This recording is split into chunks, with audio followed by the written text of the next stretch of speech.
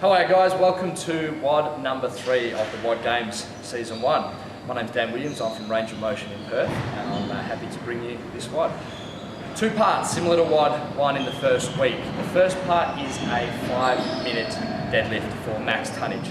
So you have to lift the weight from ground to the top of the deadlift position as many times as you can in the 5 minutes. You guys get to choose the weight, multiplying the weight per lift by the number of lifts completed will give you your tonnage. You then have a 3-minute break. Following that 3-minute break, you're doing a similar WOD, part 2, which will be max reps in 60 seconds, in 1 minute, shoulder to overhead. Again, you guys get to choose the weights for max tonnage, multiply one number by the other, and that will give you your final score. We're combining the scores for part A and part B to give you a final score for the WOD. Let's go through some of the standards. Alrighty, let's go through the standard for the first movement for the first 5 minutes, which is the deadlift.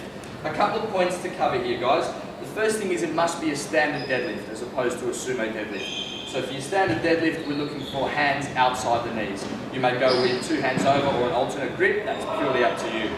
So from here, hands on the bar, outside the knees, for your full deadlift.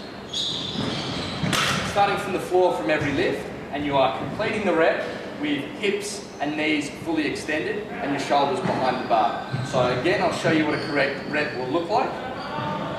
Hands outside knees, full extension of the hips, knees and shoulders are behind the bar in that position. The barbell cannot be dropped after each rep. So you must lift and then complete the eccentric phase in the lower as well. You must keep the bar in your hands the entire time if the barbell is off the ground. If the barbell is off the ground and you let go of it, it will be a no rep. With the movement, there's no bouncing allowed.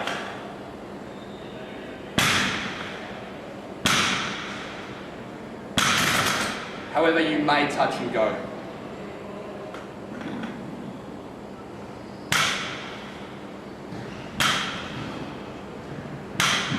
A good way to police this movement is whether the arms are straight throughout the entire rep. What tends to happen with the bounce is you'll have a bend of the arms as you push it down into the ground. Arms stay straight, touch the ground, just kiss it as you go, but not a bounce. That's the main standards for the deadlift. Now let's have a look at some of the faults.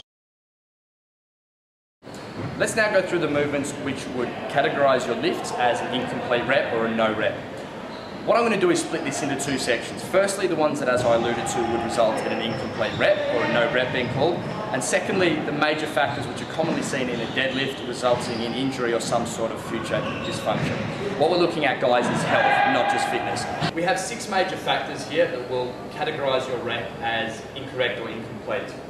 The first is a failure to open up the knees at the top of the movement.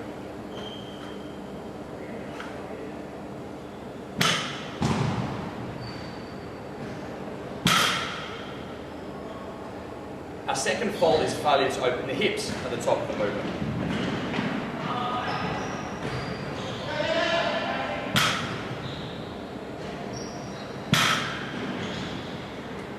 Our third fault is failure to have the shoulders behind the bar at the top of the movement.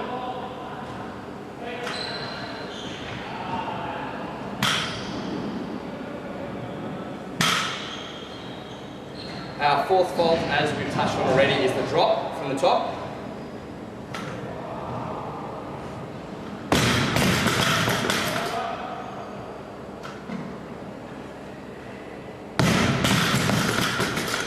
Our fifth fault, again as already touched on, is bouncing.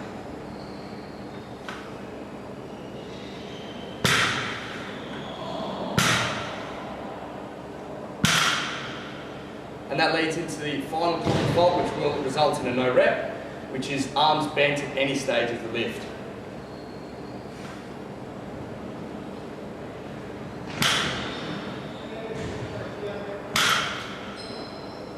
These are the major faults which will result in a no rep.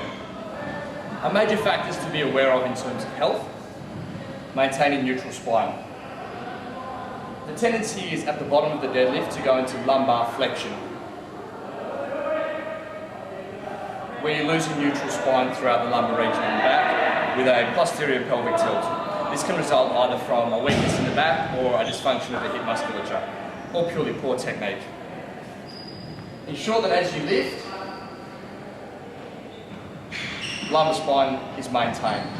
It is still counted as a rep if you have rounding of the lumbar spine, but from a health point of view, it's important to maintain neutral throughout. The other major fault is the opposite. At the top of the lift, it's the tendency to go into lumbar extension.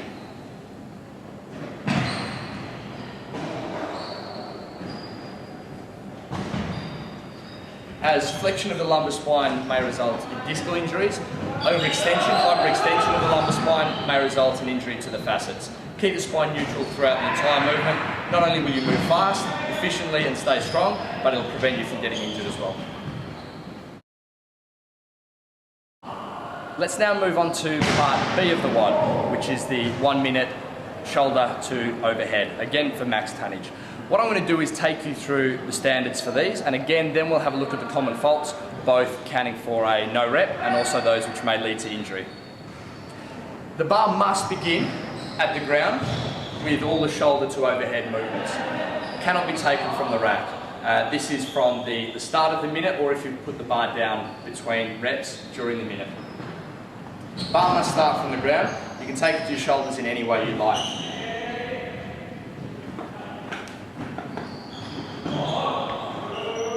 From this position, you can see the start position for each rep is with the bar in contact with my shoulders. The bar is not sitting forward, it's not sitting on my chest. The bar must be in contact with the front of the shoulders, the anterior deltoid. From that position, the bar must end, fully locked out overhead. The standard here is my knees, hips and elbows are all completely extended. The knees are open, the hips are open, and my elbows are extended at the top with no elbow bend. Some part of my ear must be visible in front of my arm from the side.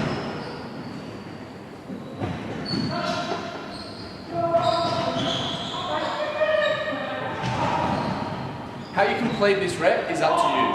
So from the start point to the end point, anything in between is fine. You can go with a strict press, a push press,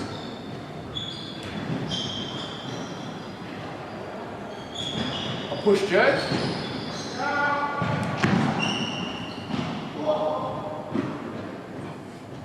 or a split jerk.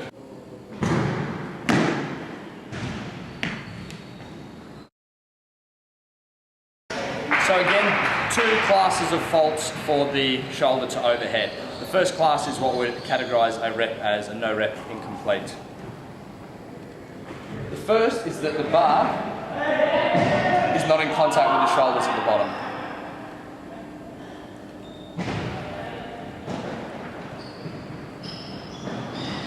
A second fault is a failure to extend the hips at the top.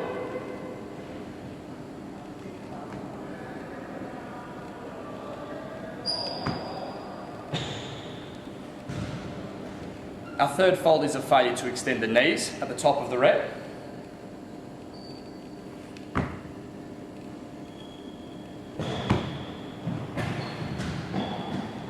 And what you'll find is those last two do happen at high speeds.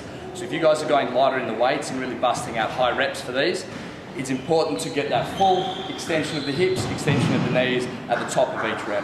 Take that split second to finish your movements.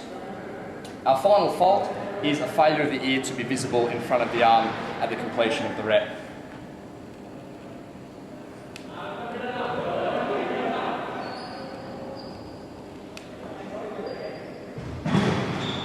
Our major faults here to reduce the chance of injury, guys, again, are going to pertain to neutral spine and the maintenance of neutral spine throughout the movement. Similar to the top position in the deadlift, what we're looking to avoid is an overextension of the lumbar spine, that excessive anterior tilt of the pelvis. What we want to see from this position is flat lumbar spine throughout the entire movement.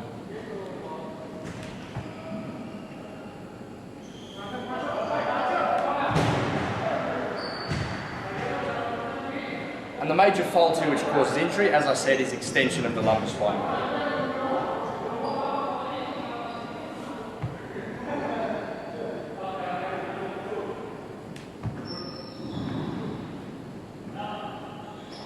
This overextension of the lumbar spine leads me on to pointing you guys in the direction of an article that I've just published on the Range of Motion website, which talks you through the pre and post exercise routines, which I would suggest for this workout. What it does is takes the major factors from each of these two movements, looks at the major causes of dysfunction, whether it be a tightness or weakness, and starts to remedy these issues before you start the workout. Make sure you hit this up, guys, at rangeofmotion.net.au. Check out the pre and post exercise routines and make sure that when you're ready to hit this WOD, your joints and muscles are prepared to not only generate power but stay safe in the movements. Let's now have a look at a demo of the WOD. I'll take you through. I'm going to do the workout today with a weight of 80 kilos for the 5-minute AMRAP of deadlifts, and we're going to go with 50 kilos for this shoulder to overhead. Remember, there's a 3-minute break between these two. Thanks a lot, guys. If there's any questions, please feel free to post them on the WOD Games Facebook page.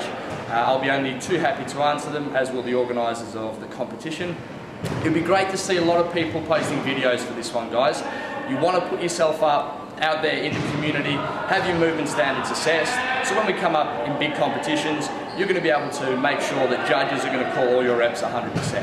Let's see heaps of videos, guys. Let's have fun with the competition. Keep the feedback all positive and all constructive, and enjoy the workout. Thank you.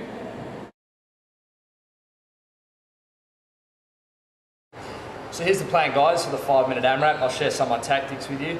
They'll probably fall apart after about 30 seconds, but here's the plan going in. We're going to go 20 unbroken and then have a short break. And then I'm going to descend in sets of 2. So we'll go set of 20, set of 18, set of 16, set of 14, work our way down and see how far we can get. Hope you guys enjoyed this. Feel free to click on this little bar at the bottom and drag the button across, because for the next 5 minutes you're going to see some clown doing deadlifts.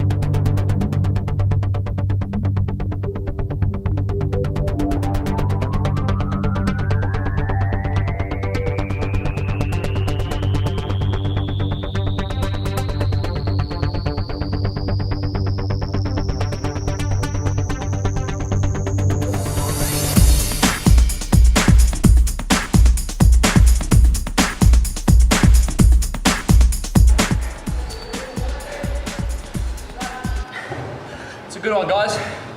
I found the grip strength the hardest on those deads, and then, not surprisingly, just with the 3 minutes break, the forearms were pretty smoked on those shoulder to overhead as well. Have fun with this one, guys. Just remember, please video as much as you can so we can all have a look and give you some feedback. Also, don't forget to check out the pre and post exercise routines on rangeofmotion.net.au. There's a heap more articles on performance improvement and other ways to improve your efficiency in this WOD. Thanks, guys. This is Dan Williams, Range of Motion in Perth. Enjoy the WOD. Thanks.